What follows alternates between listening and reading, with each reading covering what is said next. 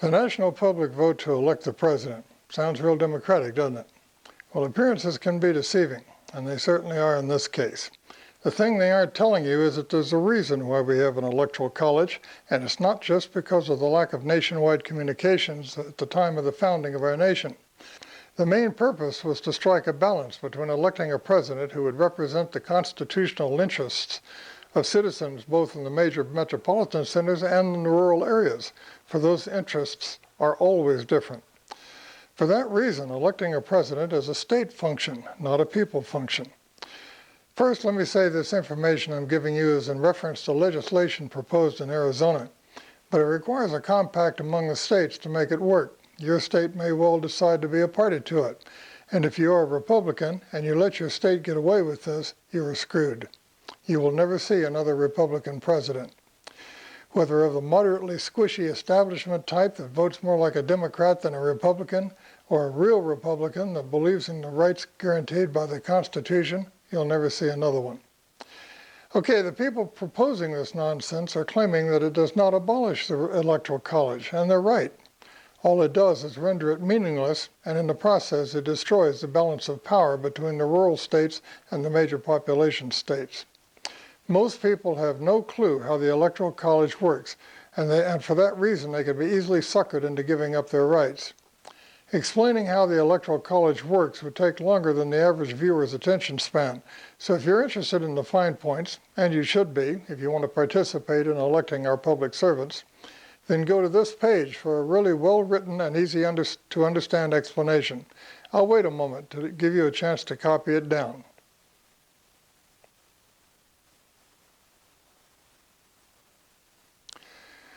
It is not the job of the president to give you what you want. It's the president's job to enforce the U.S. Constitution on government and to protect your rights guaranteed by that Constitution. The purpose of this national popular vote nonsense is to insert democracy into the election of our president.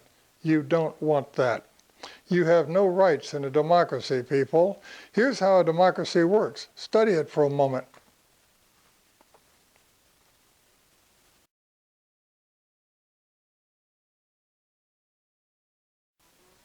Ben Franklin also described democracy as two wolves and a sheep voting on what's for lunch.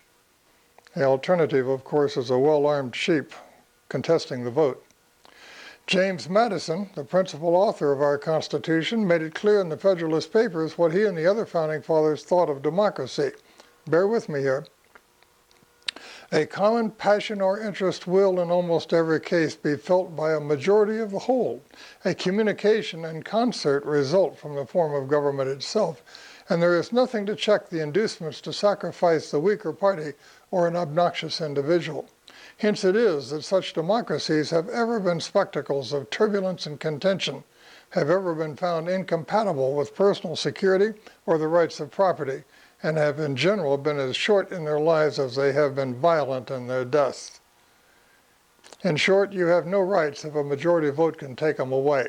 You have no rights if the majority elects a socialist or a Marxist, but I repeat myself, or a fascist, or any other damn fool that promises a majority the bread and circuses they want instead of protecting their rights as sovereign citizens to make their own way. You have to elect someone who believes in the rule of law that protects the rights of the people to be secure from government interference in their lives. That's what the Constitution and the Bill of Rights does, by the way, if we could get government to obey it. We have 7 years' experience of what happens when we fail to choose a president with principles. Well, actually, we have endured government lawlessness a lot longer than that. Establishment Republicans have proven their duplicity as much as the Marxists and the Democratic feathers have. Okay, have a look at this map. The blue states are firmly Democratic held. The red states are firmly Republican held. The tan-colored states are predicted swing states in 2016. In other words, they can go either way. As you can imagine, the candidates spend most of their time campaigning in those swing states because every other state is either firmly in their pocket or not, and there isn't much they can do about it either way. Note a couple of things. There are barely more Republican states than there are Democrat states, 23 to 22, including the District of Columbia. But because of population distribution, there's a heck of a lot more electoral votes from Democrat states than there are from Republican states. From this, we can conclude two very significant facts that do not bode well for our constitutional republic. First, it takes 270 electoral votes to elect a president. Under the current electoral college system of electing the president, a Republican candidate has to win 79 electoral votes, while the Democrat only has to win 13. That means a Republican has to win every swing state except Iowa and Colorado to win the election. Or if he wins those two, he can't afford to lose more than Virginia or North Carolina. This means if you are a Republican, if you believe in our constitutional republic, there's no room for lollygagging and staying home claiming there's no such thing as a candidate perfect enough to suit you. You'd better get out and vote for a Republican or we are toast, and our nation is toast. The second fact that kills us is that these numbers show 34% more electoral votes in Democrat states than there are electoral votes in Republican states. Electoral votes are directly proportional to congressional representation, and congressional representation is directly proportional to population. We already have popular election of presidents. It's just filtered through the states first, as the founders intended, to strike a balance between rural states and major population states.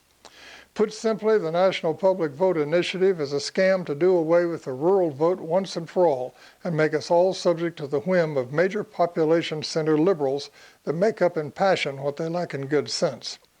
That probably explains why the Communist Party endorsed the National Popular Vote in 1957, along with communist folk singer Joan Baez, who held concerts to support it, along with Rules for Radicals author Saul Alinsky and Weather Underground founder and chief bomber Bill Ayers. It's probably why it is supported today by every far-left organization you can name, including Common Cause, Fair Vote, who wants everybody to vote whether they're eligible or not, League of Women Voters, Asian American Action Fund, NAACP, National Latino Congress, National Black Caucus of State Legislators, Defenders of Wildlife Action Fund, Public Citizen, and the Sierra Club.